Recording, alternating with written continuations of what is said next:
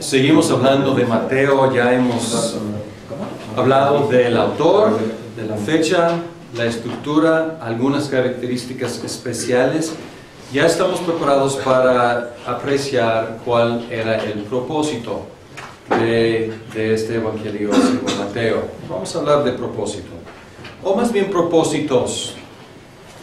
A la luz de las múltiples citas del Antiguo Testamento, podemos concluir que el propósito de Mateo fue demostrar que los eventos relacionados con Jesús acontecieron en cumplimiento de las promesas del Antiguo Testamento. También a la luz de su enfoque judío, podemos decir que su propósito fue demostrar que Jesús es el Mesías prometido. Estos no son dos propósitos, más bien es una forma de decir general que Él cumplió con lo dicho anteriormente y Él lo cumplió como Mesías. También a la luz de su enfoque universal, podemos decir que el propósito fue demostrar que Jesús es el cumplimiento de las aspiraciones más grandes del Antiguo Testamento. Y vamos a tratar de desarrollar esta idea. Básicamente el resto de esta hora, las aspiraciones más grandes, no solamente que Jesús es el Mesías, pero cuál es la aspiración, la anticipación y la realización más grande de este concepto, no solo del concepto mesiánico, sino de todo el Antiguo Testamento. ¿Para qué es? Y vamos a desarrollar esto un poco más. Y luego, además, podemos detectar un propósito apologético, o anticipando algunas posibles objeciones, o contestando algunas críticas contra Jesús. Esto es como un poco de leer, no leer entre las líneas, pero es ver que Él está lanzando una defensa y podemos suponer que anticipando o respondiendo. Por ejemplo, los detalles acerca de la concepción virginal podrían defender contra la idea de que Jesús era un niño ilegítimo. Entonces Él explica muy cuidadosamente cómo era su nacimiento. La inclusión del viaje a Egipto explicaría por qué vivía en Nazaret en lugar de Belén.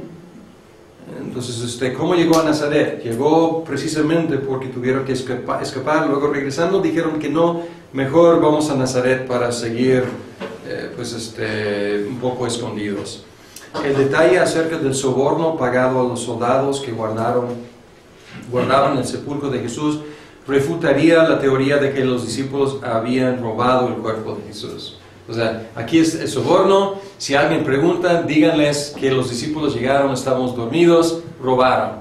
Pues aquí está anticipando eso. Es decir, no es cierto, esto fue cuestión de soborno, así empezó esta historia. Entonces podemos detectar un subpropósito un poco apologético. Una pregunta. Estuve también leyendo unos escritos sobre el punto C, que es un elemento que se usa para refutar un poquito también la fidedignidad de Mateo, en el sentido de que era imposible que hubiesen sobornado a los soldados, debido a que supuestamente las costumbres romanas eran tan estrictas como de que un soldado que no cumpliese con su objetivo pues era castigado con la muerte.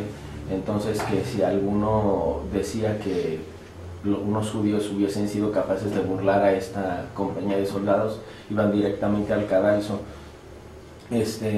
¿Esto qué tan pone en duda las declaraciones de Mateo? Hay una cosa ahí que no es muy claro de quiénes eran los soldados. Si eran soldados romanos o soldados del templo, o sea, guardianes del templo. Entonces esto no está muy claro, porque van con Pilato y dicen, este engañador dijo que iba a resucitar, queremos asegurar que no haya ningún problema aquí.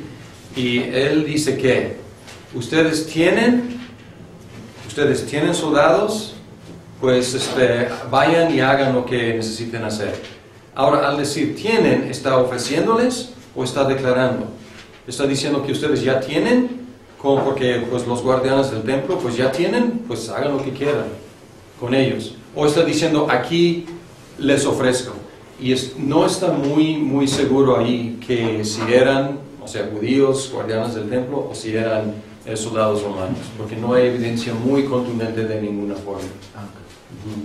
Francisco. Este punto sí me impactó hace un par de semanas al leer que este es uno de las tradiciones orales de la historia judía, donde usaron mucho este pretexto para quitarle lo legítimo a Jesucristo. O sea, este punto yo leí que fue muy divulgado dentro de la cultura judía. Y aquí Mateo está como anticipando esto, y diciendo, van a escuchar esta versión, pero esto es realmente lo que pasó. Entonces por eso es un propósito apologético aquí, defender la verdad contra ese rumor que iba circulando. Pero pues siempre el problema histórico, si quieres desmentir la resurrección, es que el cuerpo, nadie nunca ha producido el cuerpo, y habría sido cosa relativamente fácil de hacer.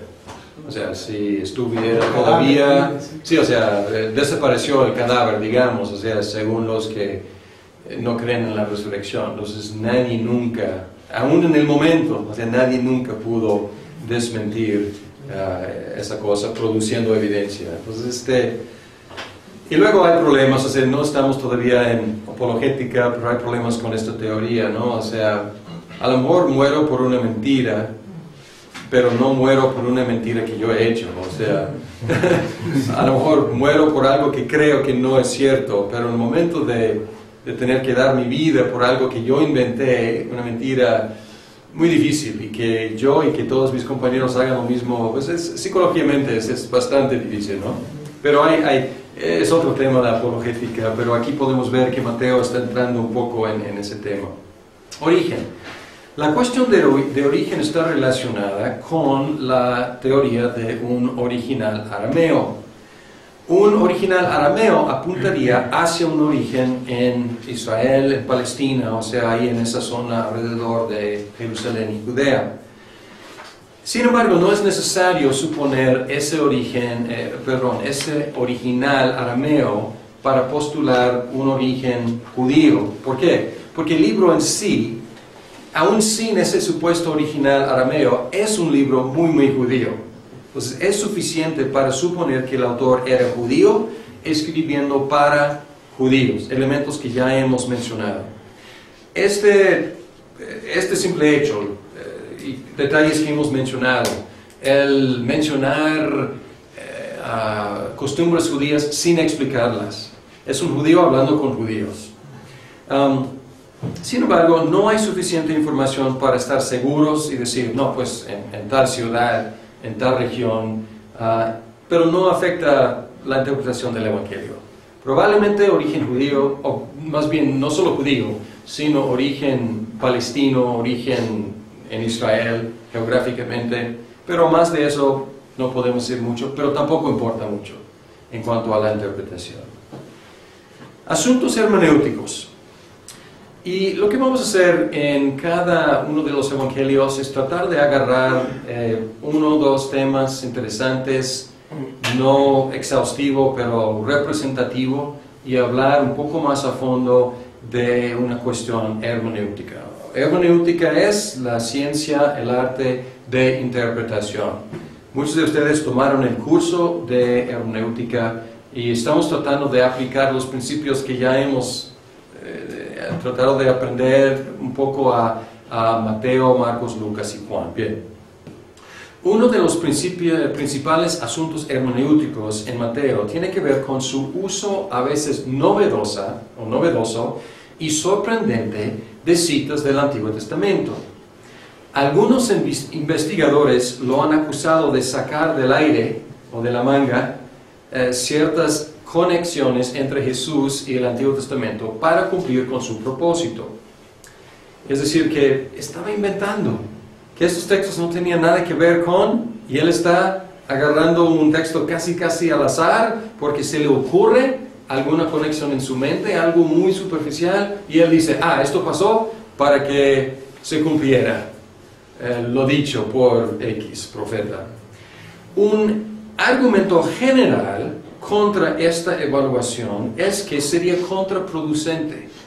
Si su propósito es convencer a los judíos con el Antiguo Testamento apuntando hacia Cristo, y si él utilizara una hermenéutica obviamente inventada o equivocada, eso sería contraproducente, porque un judío diría, no inventes. Entonces es un argumento bastante fuerte en contra de esta evaluación de Mateo y su hermenéutica.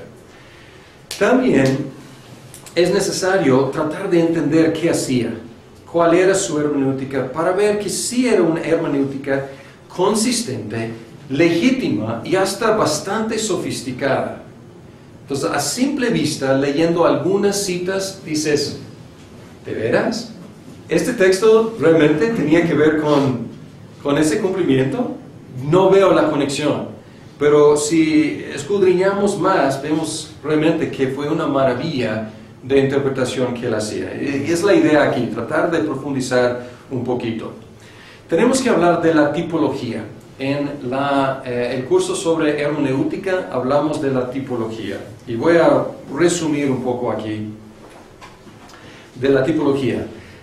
Un tipo de Cristo es una persona, un oficio, una institución, un evento o un objeto del Antiguo Testamento que anticipa un cumplimiento mayor cristológico en el Nuevo Testamento. Es tomar el concepto de profecía y expandir el concepto de profecía no solamente a dichos, sino a realmente todo lo que es el Antiguo Testamento. Y la relación entre el tipo y el antitipo, a veces en la literatura encuentras antitipo, a veces encuentras antetipo, es histórica, no meramente una semejanza superficial. Es decir, que no estamos hablando de alegoría, no estamos hablando de un uso alegórico del Antiguo Testamento, estamos hablando de una conexión en la historia entre algo, algún personaje, algún objeto, alguna institución, algún oficio en el Antiguo Testamento y el cumplimiento en Jesucristo. Pero una conexión histórica, no solamente se me ocurre, 5 y 5, 3 y 3, o sea, alguna semejanza, algo así, un color o no sé qué. Suponiendo la legitimidad de la tipología, que ya defendimos en el curso de la hermenéutica, la cuestión es si Mateo se basó en semejanzas superficiales o en conexiones históricas. Y si se basó solamente en semejanzas superficiales, a lo mejor los críticos tienen razón, estaba sacando del aire. Pero si realmente hay conexiones más profundas, históricas, podemos decir que Mateo tenía una tipología bastante sofisticada. Algunos tipos prominentes en Mateo son David, hijo de David. Esto es un tema desde el primer renglón. Esta es la genealogía de Jesucristo, hijo de Abraham, hijo de David. Muy bien. Y también, pues, a veces, interesante, se menciona varias veces hijo de David, pero muchas veces son otros, los demonios, los ciegos, la multitud, que están diciéndole hijo de David. Están reconociéndolo. Él no está diciéndolo tanto, aunque también hay reconocimiento propio, pero otros están reconociéndolo así. Moisés. Vamos a desarrollar la cuestión de Moisés en los siguientes acetatos, pero en los primeros 7 capítulos vemos mucha comparación entre Jesús y Moisés. Rey. Pues en el proceso legal, pues medio ilegal de Jesús, pues es la cuestión, si es el rey de Israel o no es el rey de Israel. Y aquí podemos posiblemente escuchar un eco del libro de los jueces, porque ¿cuál es la preocupación en el libro de los jueces? Que no había rey y cada uno hacía lo que bien le parecía. Entonces puede haber un tipo de eco ahí. de esta necesidad de un rey. Eres el rey de Israel. Y Israel, esto es lo que vamos a desarrollar en siguientes acetatos, conexión entre Israel, la nación de Israel y Jesús. Posiblemente Josué. Josué, ¿qué hacía con el pueblo? Les daba descanso. Y Jesús dice que vengan a mí todos los cansados, agobiados, y yo les daré descanso. Y puede haber, no es muy fuerte, pongo signo de interrogación, pero puede haber una semejanza entre Josué dando descanso y Jesús dando descanso. Bien, ahora vamos a tratar de desarrollar un poco de este concepto tipológico usando como un caso de prueba Mateo 2:15, que ha sido fuertemente criticado aquí el uso. Mateo aquí citó a Oseas 11:1 en relación al regreso de la familia de Jesús de Egipto, a donde habían huido a causa de la amenaza de Herodes. Mateo 2:14 y 15 dice: y él, levantándose, tomó de noche al niño y a su madre, se trasladó a Egipto y estuvo allá hasta la muerte de Herodes, para que se cumpliera lo que el Señor habló por medio del profeta, diciendo: de Egipto llamé a mi hijo. Oseas 11:1 y 2 dicen: cuando Israel era niño, yo lo amé, y de Egipto llamé a mi hijo. Una evaluación, aquí las letras son chiquitas, pero les voy a leer lo que William Barclay dice en su comentario. Él escribió: puede ser visto de inmediato que en la forma original este dicho no tenía nada que ver con Jesús y nada que ver con su huida a Egipto. Veremos una y otra vez que esto es típico del uso que Mateo hace del Antiguo Testamento. Está preparado a usar como una profecía acerca de Jesús cualquier texto que puede acomodar verbalmente, aunque originalmente no tenía nada que ver con la cuestión bajo consideración y nunca era la intención del texto tener nada que ver con ella. Mateo sabía que casi la única forma de convencer a los judíos que Jesús era el prometido ungido de Dios fue probar que Él era el cumplimiento de las profecías del Antiguo Testamento. En su afán por hacerlo, encontró profecías en el Antiguo Testamento donde no había. Pues ahí pueden entender o escuchar una crítica fuerte de la hermenéutica, según Barclay, pues al azar o inventada, ilegítima de Mateo. Aunque aquí otra vez vemos el problema, ¿no? Vemos el problema de que una hermenéutica ilegítima no iba a lograr su propósito de convencer a los judíos.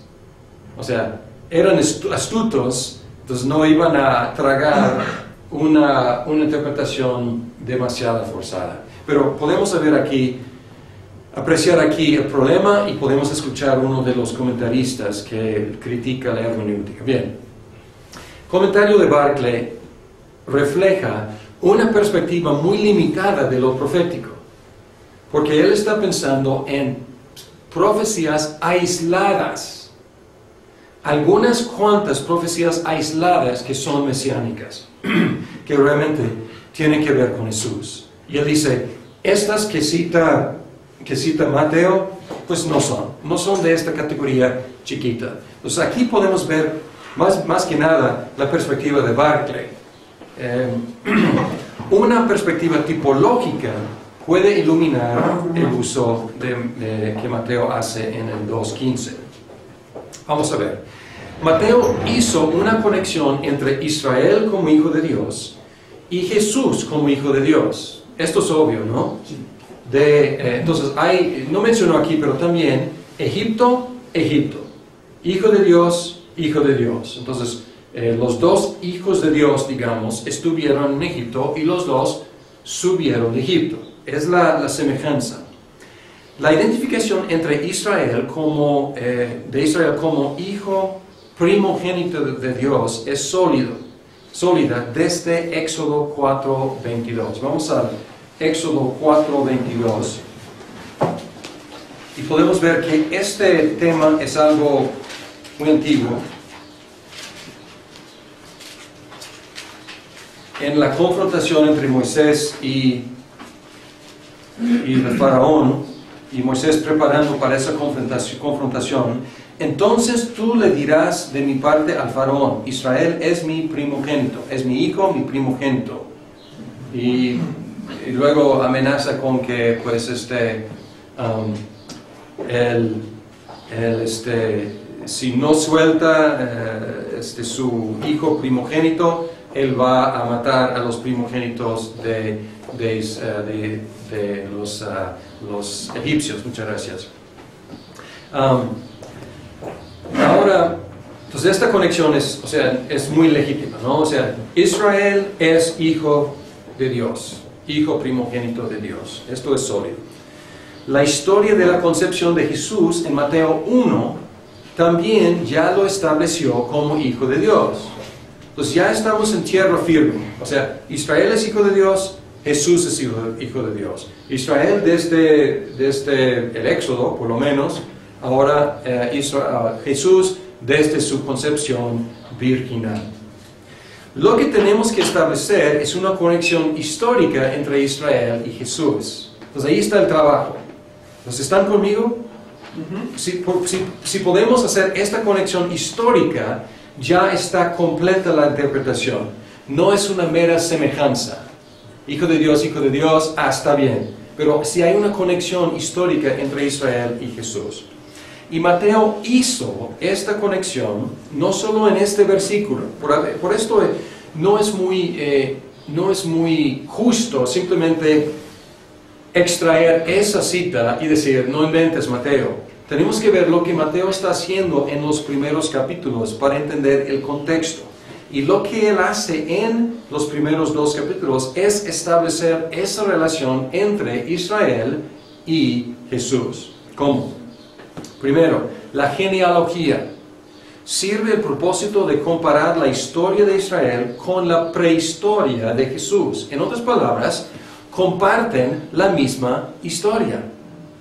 ¿Cuál es la historia de Israel? Pues aquí está, en la genealogía.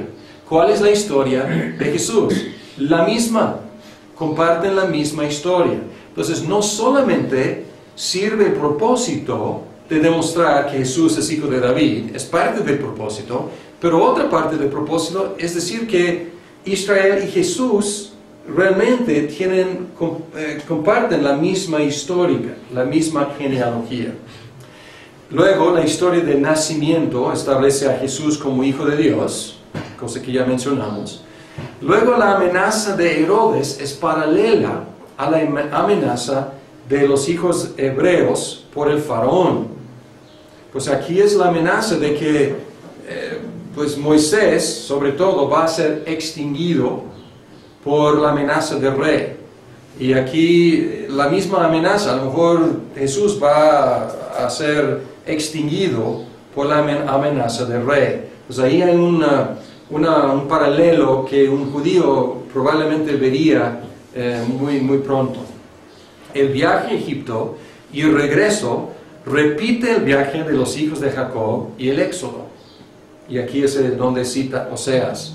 Luego el bautismo de Jesús es paralelo al pasar por medio del Mar Rojo. Y luego 40 días en el desierto siendo tentado. Paralelo, repiten los 40 años de los hijos de Israel tentados en el desierto. Y luego como Moisés sube a un monte para promulgar la ley. Pues aquí vemos, y algunos investigadores encuentran muchos otros detalles. Yo traté de quedarme con lo más obvio. Pero muy a propósito, Mateo está haciendo esta semejanza entre la carrera histórica de Israel y la carrera también de Jesús y también más específicamente de Moisés. En todos estos detalles, Mateo está presentando a Jesús como el que recapitula la historia de Israel, revive la experiencia de Israel. Y además, Mateo identificó a Jesús como el siervo del Señor. y hay canciones del siervo del Señor en Isaías 42 al 53. Precisamente en el contexto de rechazo de los fariseos. Si vemos Mateo 12, 15 al 21,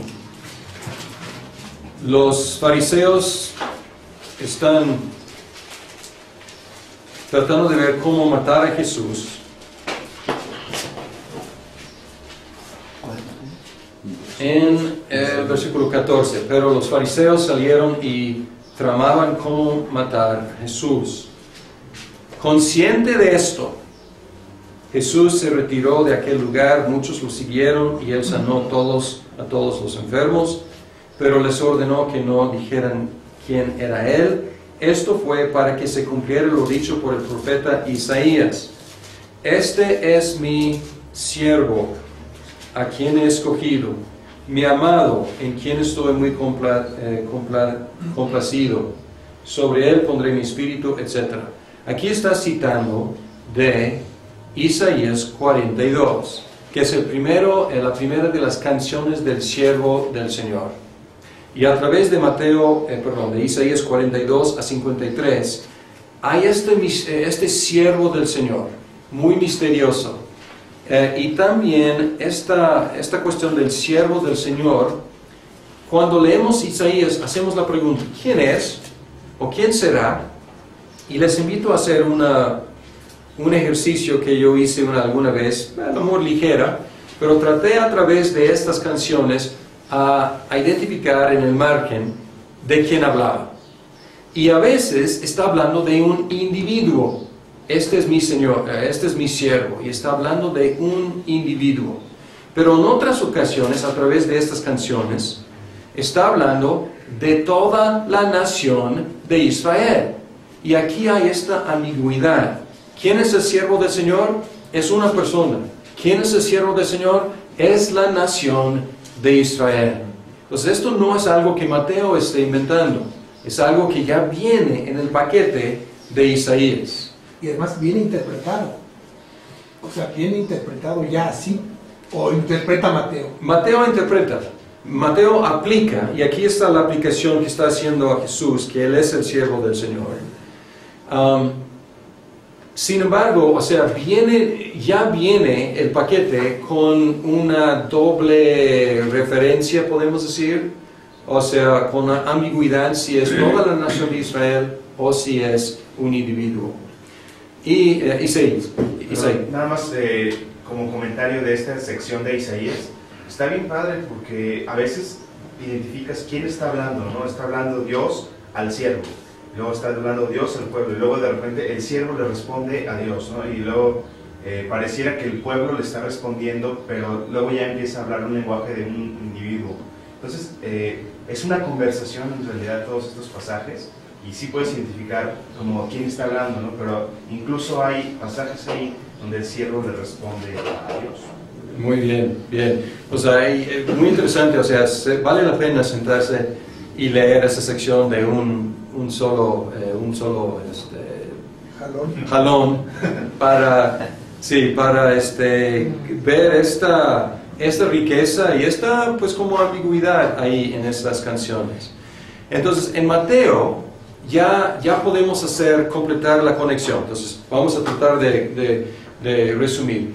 Antiguo Testamento, tenemos este siervo del Señor, individuo, la nación de Israel. Y lo que Mateo está haciendo es que está uniendo estos dos elementos en Jesús. ¿Quién es Jesús? Jesús es el siervo del Señor. ¿Y quién es el siervo del Señor? Es la nación de Israel. En otras palabras, ¿quién es Jesús? Jesús es la nación fiel de Israel. Porque a través del Antiguo Testamento, la nación de Israel muchas veces era una nación rebelde. Y aquí llegamos a la nación de Israel, pero ya es la nación fiel de Israel en una sola persona. ¿Es la expresión de Pablo del Israel de Dios? ¿Podría ser? No realmente, ¿no? No, realmente no. Parece que está hablando de un pueblo ahí. Aquí, por ejemplo, diferente a Israel, 40 días 40 años de tentación. ¿Cómo les fue a los hijos de Israel en la tentación en el desierto? Bastante mal. Fracasaron. ¿Cómo le fue a Israel, individuo, en 40 días de tentación? Muy bien. O sea, muy bien. La superó. Sí, o sea, superó. Entonces aquí Mateo está presentándolo como esta es una, o sea, es lo que Israel debía haber sido y no era. Entonces ahora Israel está, el fiel Israel ya está y está cumpliendo con lo que Israel antiguo no cumplió. Diferente a los fariseos, Jesús siguió debe decir aquí, la ley de Dios. Entonces aquí es el contraste entre, o sea, los fariseos están criticándolo por no seguir, ¿qué? Las tradiciones de los ancianos. Y Jesús está diciendo, ¿qué? Ustedes han dicho, pero yo les digo. Entonces este es realmente el significado de la ley de Dios, no todas estas añadiduras que los fariseos utilizan. Más bien esta es la realidad de la ley que Él está tanto promulgando como cumpliendo, muy diferente a la experiencia de Israel. Moisés promulgó, pero ¿qué hacía el pueblo mientras Moisés recibía los 10 mandamientos? Becerro de oro. Entonces aquí el contraste entre Israel fracasado, Israel fiel. Bien, así que, perdón, yo estaba trabajando en esto anoche hasta un poco tarde, por eso 16, 17, 18, 19, 17, 18, 19, no soy contador. Entonces, así que aquí es conclusión. Así que, aunque Oseas 11.1 no sea obviamente una profecía mesiánica, resume un evento clave en la vida de Israel y su identidad como hijo de Dios.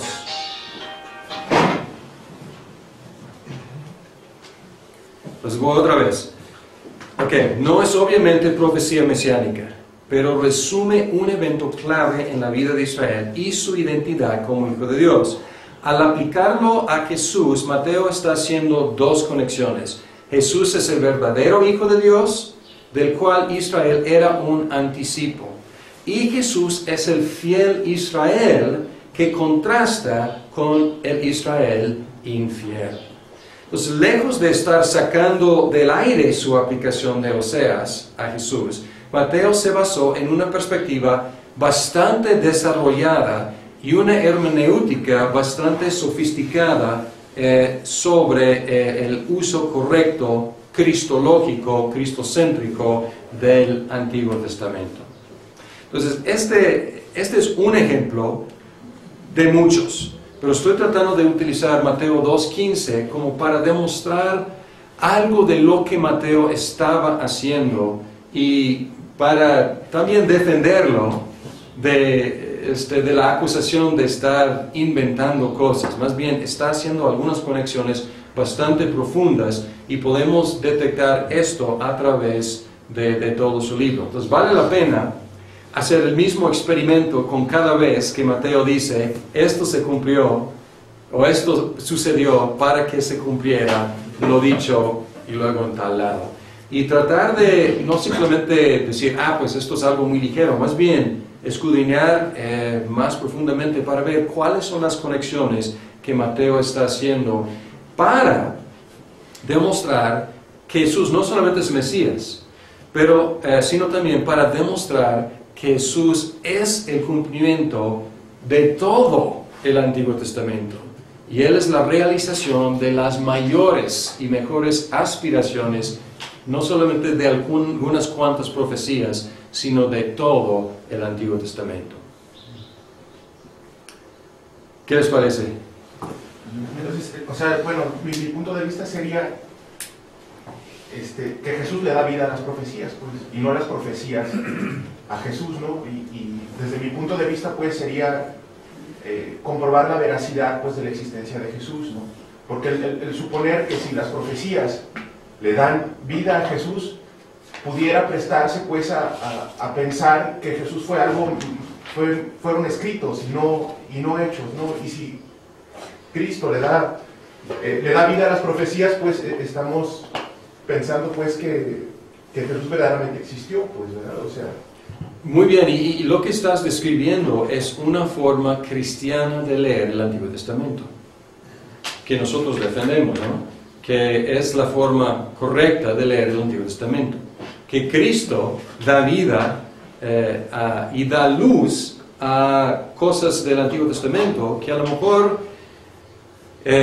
no se veían, no se apreciaban antes, y no estamos restringidos como cristianos a la interpretación judía del Antiguo Testamento, porque no tenían toda la luz que tenemos ahora. Entonces estamos viendo el Antiguo Testamento a la luz de Jesús, no simplemente diciendo qué podrían haber entendido ellos en el Antiguo Testamento y restringirlos con eso, porque ya tenemos mayor luz, la luz de Cristo, que ilumina cosas que a lo mejor no entendíamos en su plenitud del Antiguo Testamento. Una pregunta más sobre William Barclay. ¿Cuál es tu opinión en relación? Porque, bueno, he leído algo de su biografía y él proviene del contexto reformado también de Escocia y eso, pero a veces hace unas declaraciones un poco así, no sé, como aventuradas, o más bien afirmaciones un poco que no son tan calvinistas. Eso ¿sería un buen comentarista de todos los libros, de todo, o más bien sería leerlo con reservas, o más bien leer unos comentarios de unos libros sí, de otros no? Yo tengo varios de él, algunos me faltan, pero en algunas encuentro algunas declaraciones que me hacen un poco de ruido. Sí, la pregunta es sobre William Barclay. Yo también tengo algunos comentarios suyos. Y tú mencionaste si debemos leerlos con reserva. Debemos leer todo con reserva, ¿no? O sea, todos los comentarios, o sea, tenemos que no simplemente tragar lo que nos dice, ¿no? Entonces tenemos que leer todo con mucho cuidado. Pero Barclay sí, o sea, si yo tengo 3 o 4 comentarios que leer sobre un pasaje, yo leo a Barclay al final. Yo leo a algunos más no quiero decir serios, pero más profundos, más exegéticos. Barclay, sí, o sea, de repente sale con estas declaraciones. Él es bueno a veces para iluminar el texto, para ilustrar el texto, para referencias históricas, aunque a veces no da citas suficientemente exactas, y me pregunto, ¿es una leyenda urbana o esta es realmente algo que pasó?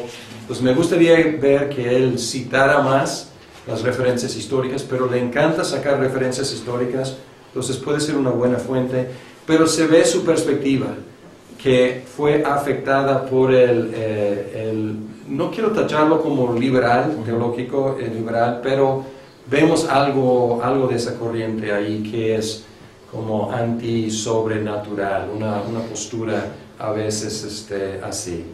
Pero como digo, o sea, tiene su uso, pero no es un comentario tan exegético que otros que existen.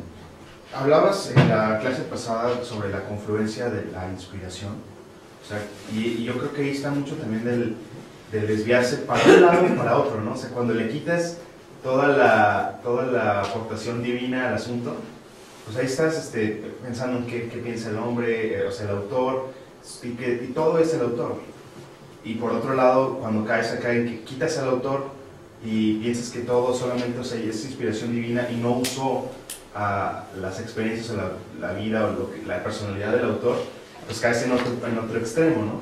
Entonces yo creo que entender la confluencia de la inspiración es muy importante para no andar buscándole 3 pies al gato en este asunto. O sea, no tenemos toda la información, porque inventamos que sí y quitamos al Espíritu Santo y pensamos que es el puro autor. O no tenemos toda la información pura, sin rasgos del autor, pues porque inventamos que no hubo autor o que no se necesitó y que el Espíritu Santo escribió por su propia mano. Es buena observación, Isaí, porque hay esas tendencias entre los liberales. Hay una tendencia de enfatizar solamente lo humano.